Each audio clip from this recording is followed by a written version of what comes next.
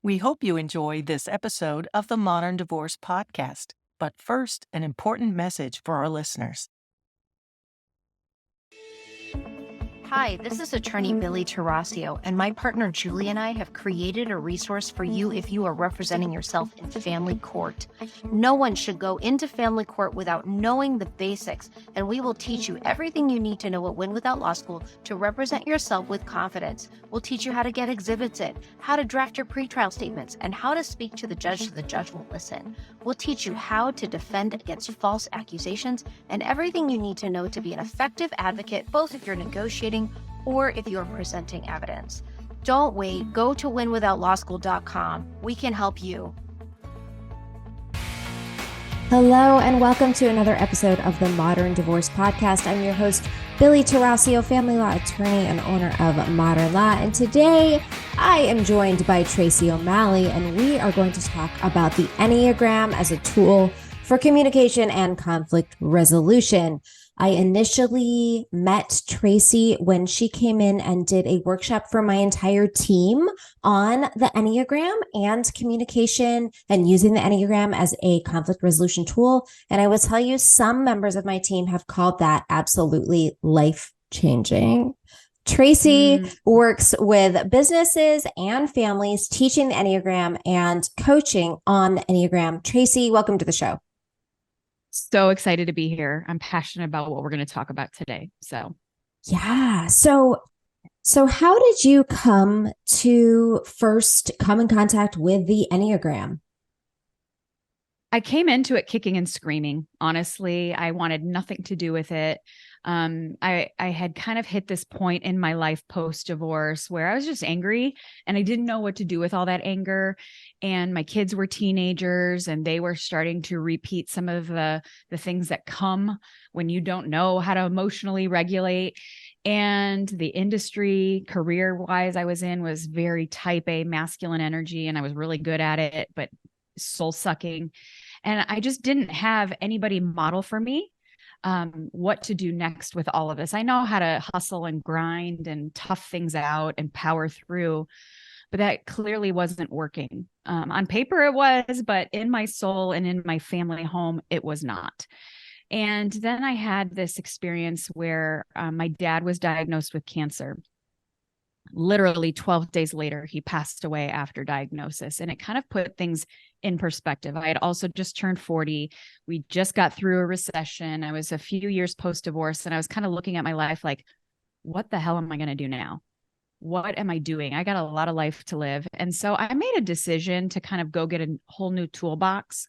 I also kind of wiped out my entire social network because although the people that I was hanging with were great, they weren't great for me. And I kind of just like burned the boats and took my foundation to ground zero and decided to check myself into rehab for a whole bunch of coping mechanisms that weren't serving me well. And it was in day two in rehab that my therapist said, hey, I want you to kind of go into this assessment thing and take the Enneagram test. And I told her kindly to go F herself. I was like, listen, lady, I am just here to fix my life. I don't need another label. I don't need, to be put in a box. Just kind of help me make my life a little bit better, would you?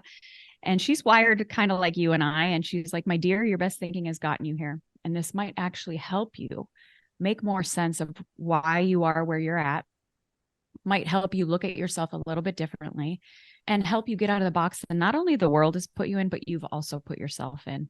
And I was like, well, gee, she's got a point there. And, my best thinking had gotten me here. So I opened my mind up, my heart. And the very first thing I felt when I was introduced to this was insane levels of compassion for myself instead of the judgment and the shame and the anger that I had. I felt like this warm kind of compassion for the 40 years prior. And so I started to dive in. Very quickly, I recognized within this understanding of this framework that, oh my goodness, I have two children that are wired very differently than me. And I only know the one way to communicate. And it was the way in which I saw the world. And so I started to dive in and explore where my kids may have fallen in the framework of the Enneagram. And I came home from rehab and started kind of just integrating what I understood without even mentioning it. And things changed overnight. The communication in our home changed overnight, and they're teenagers at the time. And if you raised teenagers or been around teenagers, that's not an easy task, especially on the heels of rehab. But things overnight changed. And so then I switched career industries, and I was in the health and wellness space in a more female dominated industry. And I knew I needed to figure out how to communicate to women. I knew how to communicate to men very easily, but I didn't know how to communicate to women. And so I started applying what I knew about the Enneagram in just the way that I communicated with the mass audience that I had at the time. And I was able to take that business that I started in a female dominated industry from $0 to $1 million within a very short period of time. And although that number is great, what I was most proud of is the way that I was able to lead women, and women that were very different than me. And I was like, wow, there's something to this Enneagram thing, even though I wasn't even mentioning it at the time. And then where this became what I do day in and day out was about 6 or 7 years ago, when the Enneagram became trendy. And it pissed me off. It pissed me off because it was being used as this cutesy little tool, kind of like how we thought about TikTok. Like, oh, that's cute. And now people are using it to like scale businesses and escalate things. Like the Enneagram was treated kind of like how cute TikTok was. I was like, you guys are missing the whole point. Like, seriously, when you know how to leverage and integrate this tool, it is life changing. Like your staff, people in your staff, like me in my home, like the people that I've been able to help integrate this. So that's when I decided, like, now I'm mad. Now I'm mad this is being used in a way that is out of integrity and not the way that it could be. And so that's when I decided to start leading with the Enneagram and bringing it into families, teams, and organizations. And the rest is history. You know, now I work with your team, teams like Google, Amazon, John Deere, all different kinds of organizations, families, and businesses today, teaching them how to use this beautiful tool to create change. It's amazing. So let's talk about the tool. For those people who are not familiar, what is Enneagrams? Yeah, it's a personality assessment. And before you get turned off by that, like I was, I get it. It's like, well, I can change at any time. I don't want to be set in any kind of ways. But what I have learned along the way is, like, we're born and we have this divine wiring. And I have carried 2 babies in my body, and they were very different in utero, and how they kind of entered the world is very different, and their personalities were different, right? I believe we've got that nature in which we are wired. And then we're dropped into family situations, all sorts of traumas and conditioning that can change the expression of our nature. And so nature and nurture collide. And the Enneagram kind of helps you see our kind of divine wiring, and then how that might express out in the world depending on what you've experienced. And this framework allows you to use all different parts. It's like, yeah, we are our one type. And that's where our core motive and core fear resides. And that really doesn't change, but the expression of it absolutely can. The other part of that, aside from knowing yourself, is understanding there are 8 other ways in which people view the world, have perspective on the world, and the way they process the world. And when I understood that, instead of trying to force people to see things and understand things the way that I see the world, it opened up a whole different world of understanding and compassion and empathy and grace and service in the way I do it. But, it is nature and nurture colliding. It is the way we see the world. It is understanding that we have a core motive and a core fear. And then what do we do with that? And how do we navigate when things come up that trigger us, when we're communicating with people that are different than us, when we are taking ourselves to another level, understanding the blind spots that are going to come up.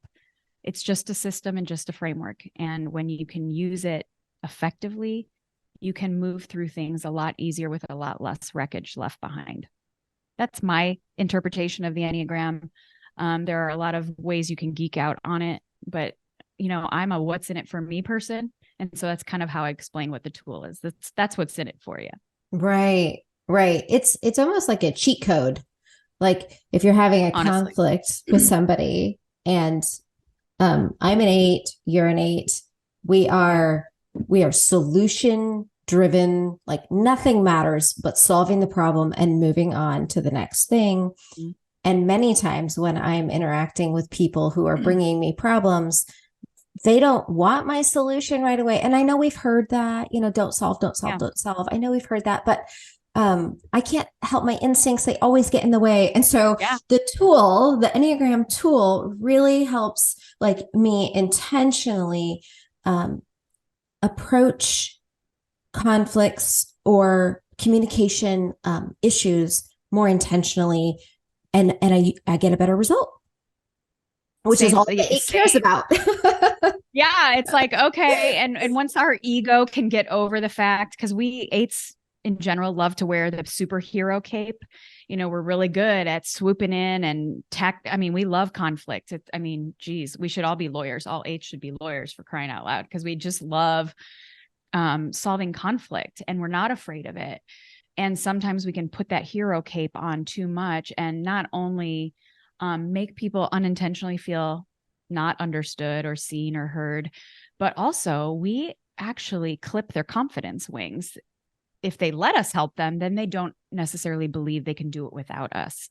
And although our ego might like that, we end up judging them for being weak if they can't figure it out themselves, right? Like unintentionally. And that's the beauty of this framework and understanding where my pattern goes, and I'm raising an empath and I'm raising like a visionary, and you and I very tactical. So when they're talking to me, I automatically kind of default to, okay, how do I fix this? Or how do I solve this? And they're like, listen, lady, we just want to talk to you.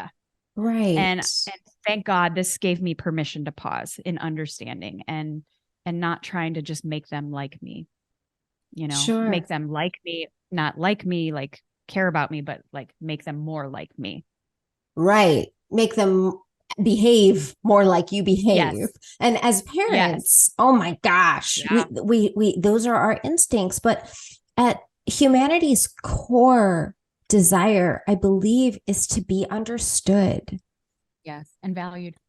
Yeah. And so if we are not speaking or listening in a way that they, other types of humans need to be heard, we're invalidating them. We're not giving them that sense of understanding. So, and that can be a real fail for everybody. The other thing about the understanding the Enneagram is one thing, understanding the motive of like the 9 different types, and we can simplify that, which is what I did early on. But the other thing that has been really pivotal is understanding the core fear as well. So usually when people's core fear is being compromised, nicked, exposed, we start to see the parts of that personality that really piss us off. And then it becomes like, we're going toe to toe with each other. And this was especially apparent at the time that I was learning about this with my children. They were both under stress. They were both in major fear. And the parts of their Enneagram type that go into fear are very triggering to me. And so they would fight me. And of course, I love to fight. So I don't care if I birthed you. I'm like putting on the boxing gloves and making things way worse than way better. And so understanding when I start to see a shift in their personality from what's natural for them, instead of assuming it's personal or disrespect, I understand, kind of help guide them through that rather than make it worse or like put on my defenses. It's like, oh, this is a 2 under stress. Okay, they feel XYZ. And how can I speak to that so they feel seen, heard, understood, rather than me just trying to fix it or make it stop, which is another thing. When we're annoyed by somebody's behavior, we're like, geez, we want to fix it so it stops. And that's more self-serving than serving them. Right. Game changer when you can understand. Because it feels personal when somebody's popping off and in dysfunction and their fears are activated. It feels really personal because usually the person that they trust the most, they care about, especially if you're a parent, you get the brunt of it. And it feels terrible. And it feels, especially if you're dealing with their pain from somebody else, their other parent or a friend, and you're the one taking all the hits, it can feel really personal, and it's not. Mm-hmm. But if you're taking it personal and reacting like it is, it's going to create this cycle of conflict that never ends and nobody Mm-hmm. feels heard and understood. And then you'll feel like a shitty parent and it sucks. So understanding, like, pause before we react, which is very hard for you and I to do because we're very reactionary So, typically. sorry. Go ahead. No, go. Well, let's talk about each type and their core strength and their core fear. And then I'd love for you to help us kind of think about some ways to identify what the people in our life might be without the Yeah. tool of the test. Yes, exactly. Because that's the flaw in this, is because all those online assessments are inaccurate a lot of the time. I have one that is more accurate, but I used this for 5 years without using tests and putting it in front of people. So I'm really good at helping others kind of at least get ballpark, right? Mhm. Obviously, as long as you're really darn close, it's going to make a hell of a difference. So let's just start there, right? So before we get to the 9 types, I kind of want to help you identify who might be in front of you. And this will kind of break into the 9 types. So when we operate at our highest level, we're operating on intuition and a healthy nervous system, right? We're regulated. It doesn't matter what's happening around us. We can kind of deal with it. But especially when we're talking about a divorce, family situation, like, intuition and regulated nervous system usually fly out the window. Let's just be real. It's one of the most stressful things you could ever be through. I've been through it. It was terrible. It's not fun, even when it's ideal for it to happen, right? It's stressful. And so when we're not operating in our intuition, we kind of default into the parts of our personality that kind of help us survive this and deal with whatever's in front of us. And this is where the 3 centers of intelligence fall into play. And this is the most important part. If you don't understand anything else about the Enneagram, this is what can help you. So wherever your core Enneagram type is where you'll default to first. So we do use all 3 of these centers of intelligence, but for each of us, one is where we go first. For you and I, we go into the instinct, like you said very clearly. So the 8s, 9s, and 1s fall into the instinctual center of intelligence. The instinctual center of intelligence, those 3 types are all motivated by some form of independence, autonomy, and control and justice. That is what motivates us. Now, how an 8, 9, and 1 view and go about it, very, very different, but the same basic motive is there. And you can tell, like, if you get curious enough and ask the right questions, you will be able to tell if somebody is motivated like this. These 3 types, like you said earlier, go into what is happening right now and what do I need to do about it, right? That's where we go first. That's why we're great in crisis. Now, how we go about it, those 3 types, a little bit different, but it's very what is happening right now and what do I need to do about it? The underlying emotion for all 3 of these types is anger. Now, 8s, we're more evident with it. We're more out and external with it. It's why a lot of people are mistyped as 8s that aren't, because that anger is a behavior, not necessarily a motive. So that's why, like, if somebody's angry, don't just assume they're 8. Okay. 9s have a different kind of way that they express anger. Theirs is more passive aggressive, stonewalling, procrastinating, selective hearing, but that's still a form of anger, right? And 1's anger is more in the form of resentment and inner critic stuff and kind of external critic. It's not necessarily explosive anger like 8s can portray, but theirs is more internal. So kind of looking for cues of, are they motivated by independence, autonomy, and control? And when that is compromised, do we see or feel anger coming out? Okay. So that's the first center of intelligence. The other center of intelligence that we also use is the feeling or heart center of intelligence. And the 2, 3, and 4 fall in here. And I have one child that's in this center. And all 3 of these types are motivated by some form of significance first. Again, we do use the center of intelligence, but you and I, that's not our first go-to. Like, yeah, we like to do well and execute, but we go for independence, autonomy, and control over significance first. The 2s, 3s, and 4s, they want significance. And it's important because that's where relationship, connection, interpersonal stuff is rooted. So it is important. It's where they go first. How they go about it and what it means to all three of these types, very, very different. The underlying emotion for all three of these types is shame. And just like with the three in the instinctual center being anger, the three in the feeling center with shame, it can look really, really different. Twos kind of wear it more on their sleeve. Threes shove it down. They don't really want to deal with it. So they just kind of chase the goals and performing and making things happen. And fours internalize it like the ones do with anger. The fours internalize the shame. When things happen, these three types ask themselves, how do I feel about this? What do I feel about this? Where the eights, nines, and ones are, what do I need to do about this?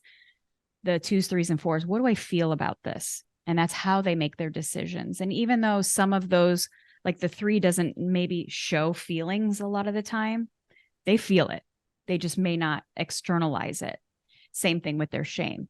They also go into what has happened. So they kind of look back for evidence of what happened before so as not to maybe change where their significance lies moving forward. Okay. And finally, the thinking center.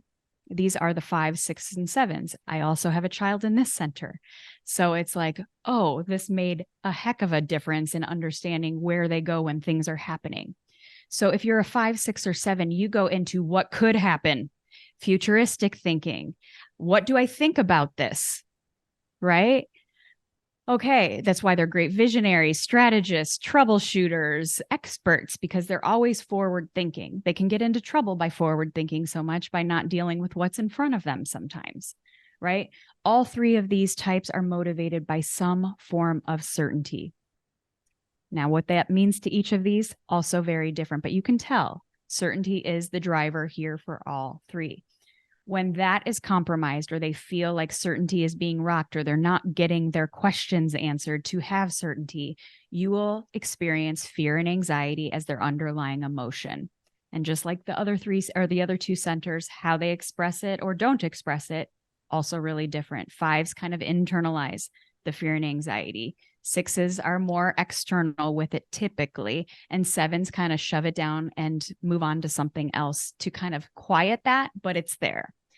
So just understanding the 3 centers of intelligence seriously will help you narrow things down and kind of how you operate. Knowing somebody's motivated by certainty, I need to give them their questions answered, even though it annoys me sometimes because I'm so tactical. I'm like, well, just do it. Just take charge and just do it. But when you're dealing with somebody in that center, it can feel very disrespectful if we dismiss their questioning. Right. And same thing with the 2s, 3s, and 4s. If I dismiss and if they say something to you like that hurt my feelings and we just say, who cares what they think? That can feel very dismissive because they are going to care what people think.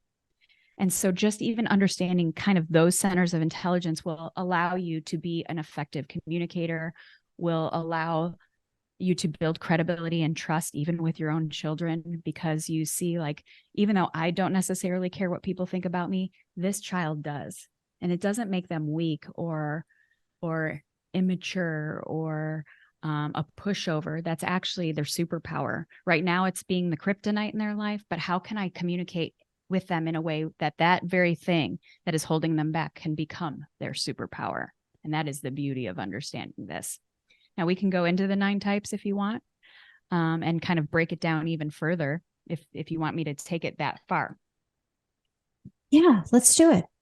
Okay, let's go back to the instinctual center, the 8, 9, and 1. Again, independence, autonomy, and control is kind of the umbrella motive, right? 8s, what we believe is independence, autonomy, and control is strength. So our black and white thing, we measure everything. Are we strong or are we weak? And depending on the experiences we've had, that might be a skewed measuring stick.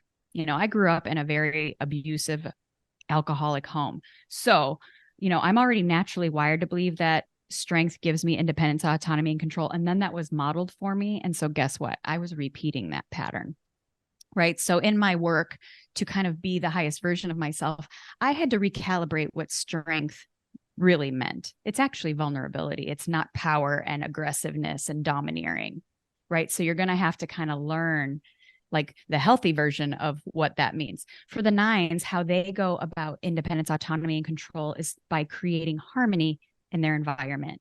They don't love conflict. So in their mind, they are like, okay, if everybody's happy, then I have control. But a lot of times they'll settle for short-term control and harmony and create long-term disharmony and a lack of control. So again, like understanding, is this time for conflict or is harmony actually the thing that we go for? How ones achieve independence, autonomy, and control is by being righteous. Good or bad, right or wrong, no gray area, very black and white thinkers. Okay, so there's a one-word description for each type, right? Yes, they're kind of archetype. Yeah. So, and I know that the 9 is the peacemaker, which was exactly what you were describing. I don't know, what is the name of 8s? We're the challenger. Challenger. And then what is the name of the 1s? They are called either the reformer, the perfectionist. I like to call them like the warden. Because they're always kind of making sure we're all doing the right thing, which is their superpower. But oftentimes it's coming from a dysfunctional place where that very thing can, create distance and disconnect, actually. Okay. For the 2s, 3s, and 4s, these 3, again, motivated by the umbrella of significance. Now, 2s find significance in what they do for other people. And they're tricky. This is tricky. Because if they don't know that they are worthy without that, that's where, the overgiving, the overcompensating, the self-abandoning can come. So for 2s, the real glow up and flex is learning that they're significant without self-abandonment. And they're called the considerate helper, right? But they have to understand that just because they can help, it doesn't mean they should. Right. That's their growth. Because this is honestly the hardest type for me to manage. As a boss, and I've consistently struggled to help this type. So any words of wisdom there? Yeah, me too. And the fact that I was gifted a beautiful son that falls into this type has been one of my greatest teachers, because I found myself judging him because I was like, just suck it up. Who cares what they think? Like, don't be such a pushover. And the ironic thing is, connected to the 8's framework is the Enneagram 2, because we have a growth number that when we're our best, we lean more into. And ironically, it's the 2 for us. So they are, usually the things that grow us the most are the most challenging for us as well. Right. So I'm not surprised by that. And, some of the greatest people that teach me the most about myself are 2s today. But if you don't compassionately understand that their feelings are real and they're real deep without judgment, we lose that credibility and trust. So not only do they not trust us, but we also judge them, and it's a terrible thing. So the cool thing about when you understand that, even though they're wired very differently and all of that, is like, let me see it through their lens and see how that might feel. So now when I'm dealing with a 2 and they say like, I care about, like, this hurt my feelings, or this person, I feel like they aren't appreciative. I'm like, I bet that it hurts.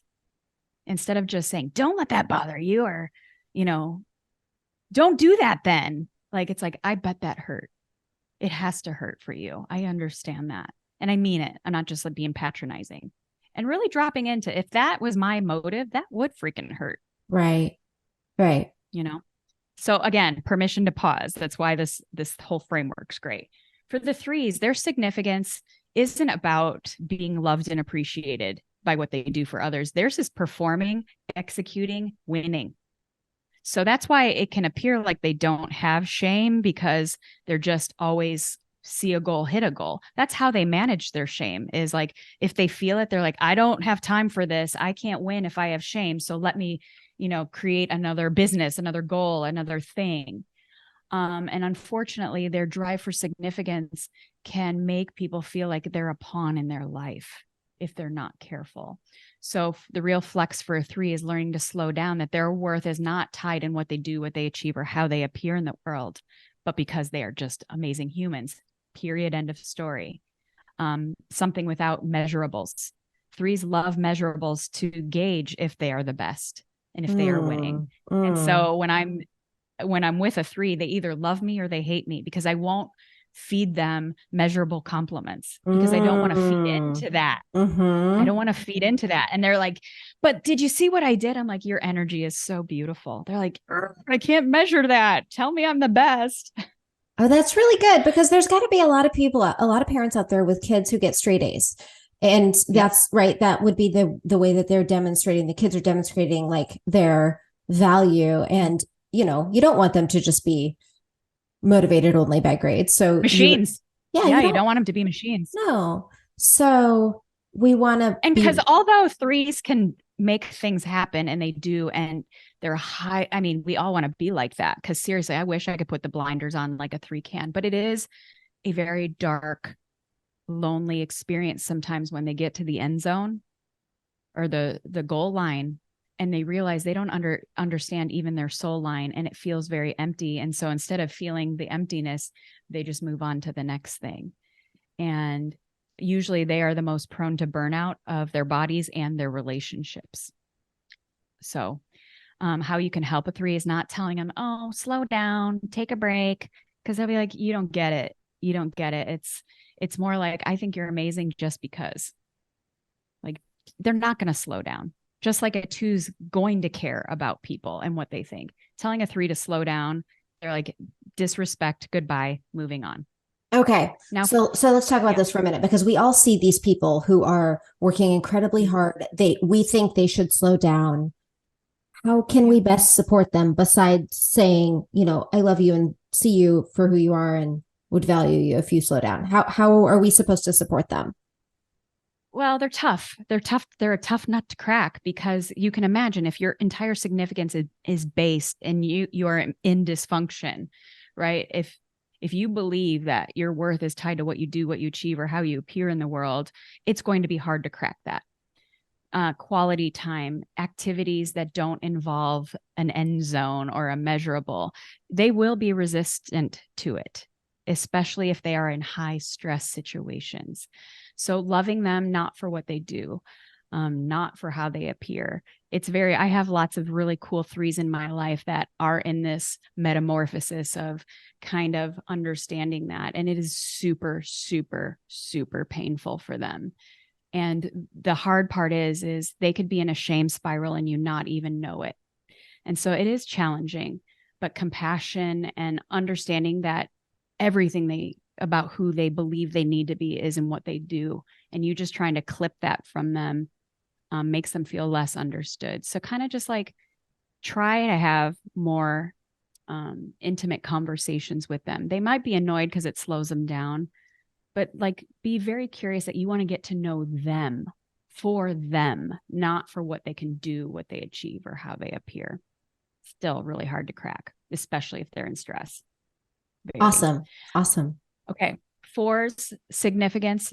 Theirs is an internal job. Theirs isn't what they do for others. Theirs isn't for what they achieve. Theirs is like, who am I? Who am I in this lifetime? And am I my most unique, authentic self? A lot of creatives, artists, comedians fall into this. They're the storytellers, imaginative, intuitives. They're always on this constant quest of figuring out their significance just in who they are. It's a beautiful thing.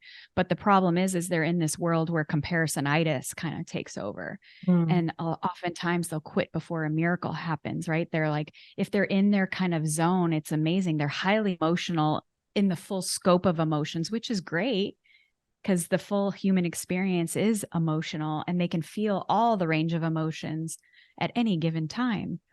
It's a lot. It's a lot when there's shit to do. Right.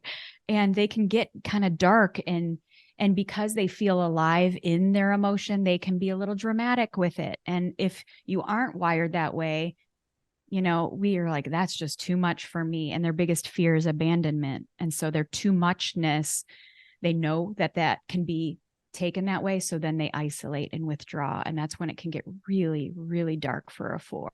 They're called the individualist. The three is called the achiever, the individualist, or the romantic. And Robin Williams was a four. Anthony Bourdain was a four. So you can see how dark this can kind of go. But and I'm in a relationship with a 4, and knowing that that's the thing, it annoys me sometimes, like the darkness, and I'm like, just suck it up. That's what I want to say. But reinforcing, like, I get it. You're feeling all the things, and I'm not going anywhere. I know it's a lot, and it is a lot for you. And I want you to know I can handle a lot. So I'm not going anywhere. And just like, let the freak flag fly. I'm not going anywhere for as long as it takes. And that's the thing, because sometimes it shortens. If they know you're not going anywhere, the dramatics go way down. Oh. Because a lot of the dramatics, you've seen this probably in situations of divorce, that, the squeaky wheel gets the oil. I was also raised with a 4 that she didn't care what kind of attention she got as long as she got it. Got it. Sometimes 4s can do that because at least they're not going to abandon you. If it's getting attention, at least they're not going anywhere. Right. So the understanding and the real growth for a 4 is knowing that they're going to be unique. They're not going to be like anyone else. And that is more than okay. And the more that they can learn to express their feelings in a way that isn't so dramatic, right, but is more of a connection tool rather than a hook tool, they'll have the relationships that they've always desired, and they'll be able to step into their gifts, which is so unique. They create beautiful magic in the world. But when it gets dark, we see what happens. Now, finally, in the thinking center, all 3 types, again, motivated by the umbrella of certainty. 5s find certainty. They're called the investigator or the quiet specialist. Their certainty comes in information, knowledge, and resources. That's how they have certainty. So they're kind of hoarders of information, right? They love to be introverted. They have more introverted tendencies. 5s can be extroverted, but they typically like to be in their own little bubble by themselves, gathering more intel and hoarding their energy. The thing about 5s is they can't manufacture energy like you and I can. Boy, can we manufacture energy, but 5s cannot. And when it is decreasing, they are like, that's when you will see them isolate even more, or kind of be more standoffish, or like disconnect emotionally, because they only have so much, and their certainty is based on their resources. So that's when you might see a 5 pull away. So if you are in relationship with a 5, understanding that, it can feel very disconnecting and kind of cold sometimes when they do this. But when you understand that about them and give them their space, they're more likely to lean in because they know you're not going to deplete them. Important. Now, 6s, certainty comes a little bit differently. Their certainty comes by being prepared. They are the master troubleshooters, the master strategists. They got questions upon questions upon questions, and they need answers. And this was probably one of my biggest ahas, because when I get interrogated, like, I feel like you're trying to control me, right? Biggest fear of an 8 is being controlled, right? Or being put in a vulnerable situation.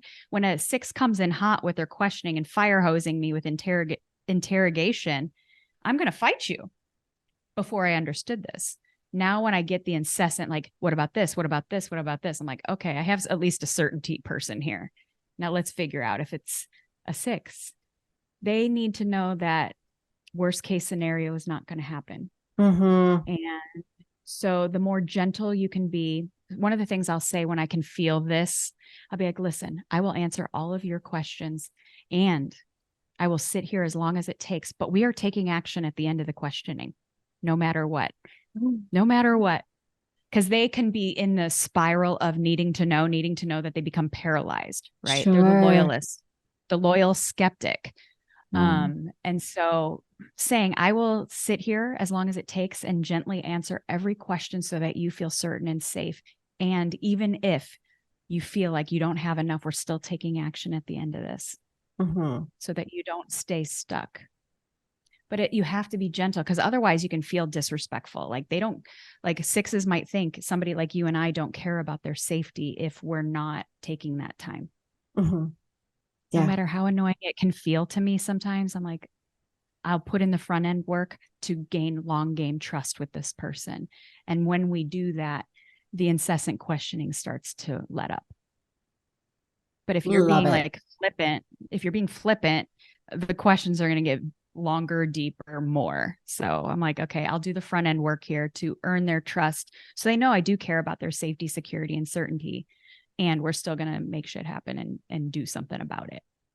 It's a beautiful marriage when you can do that, or a beautiful partnership, because they do see things that you and I don't. Like they can be like, did you think about this? I'm like, nope, didn't even think about that. But but because they trust us now to care about their need for safety, we're also more likely to take their troubleshooting advice. Sure. Right? And finally, the sevens. The sevens are why I dove deeper into the Enneagram, because my daughter is a 7. The sevens are the enthusiastic visionary. I was also previously married to a 7. They appear, they have a need for certainty as well, but their certainty comes in the form of freedom, choices, and options. They want everything. They're insatiable. They're gluttonous. They want all of it, and they want to do all of it today. And they can appear very flaky, childlike, irresponsible, unfocused. And I was like looking at my daughter. I'm like, how did I birth this? I don't know what to do with this. And I was judging her, and I was trying to like box her in and like, you have to do it this way. And when I understood that their certainty comes in freedom, choices, and options, they need to believe that you believe all options are going to happen.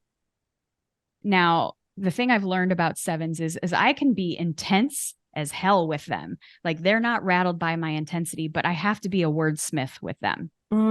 Because if my language at all indicates that I am trying to clip their wings and piss on their parade and tell them that that's not possible, they'll be like, see ya, bye.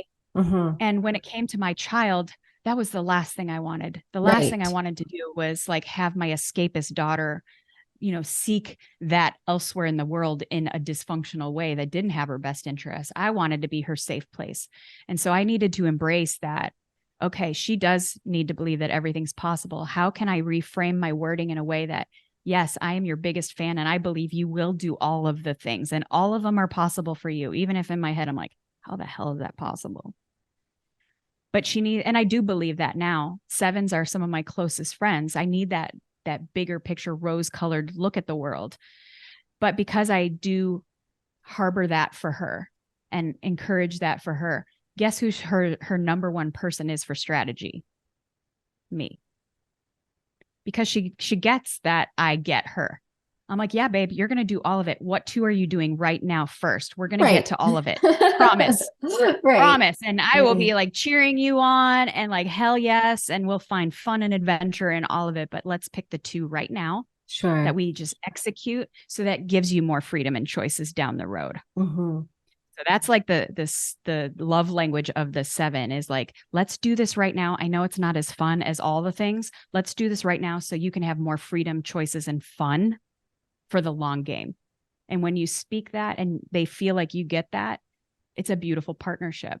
In my marriage, being married to one, I just thought he was a hot mess, irresponsible, unfocused. And I was pissed off at him all the time.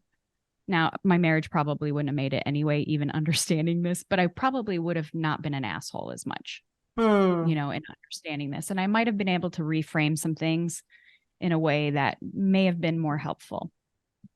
So that is the 9 types, basically, and what that looks like for all of them. That was awesome. That was super, super helpful. I know this episode is going to be a little bit long, but I think that was all very, very, very important. And I'm glad we covered it. How do people work with you? You can go to my website, tracyo'malley.com. There's a work with me section. I customize a lot of the things. Like I customize kind of what we did with your team. I can customize what I do for you, your family, partnerships, individually. Just go to the work with me section, kind of inquire, see what's there. You can reach out to me, email me there. If you're on Instagram, I am on Instagram at Tracy_O'Malley, and all the things. But this is like, understanding this tool seriously transformed my family and my family unit the way it is. And now I'm moving into a blended family situation here too. And thank goodness of my understanding for this, because that's so stressful and all these moving parts that when you're armed with this tool and you use it with integrity, with the most beautiful of intent, you can make even the hardest situations that you've been through turn into something pretty beautiful. Love it. Love it. Love it. Love it. Tracy, thank you so much for coming on the show.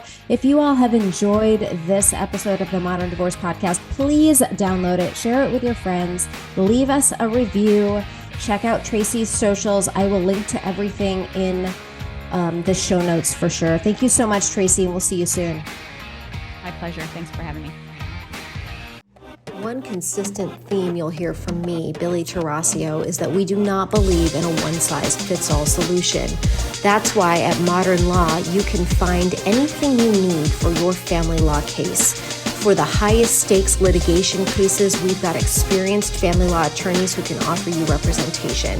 We also have embraced newly licensed legal paraprofessionals who can offer you legal representation for less. And if you just need your documents prepared, we can offer certified legal document preparers as well. If that's not for you and instead you are representing yourself, congratulations. You are like one of the 70% of people out there doing it on your own. And our newest offering, Win Without Law School, can help. For more information about Win Without Law School, go to winwithoutlawschool.com. To get representation options, go to mymodernlaw.com.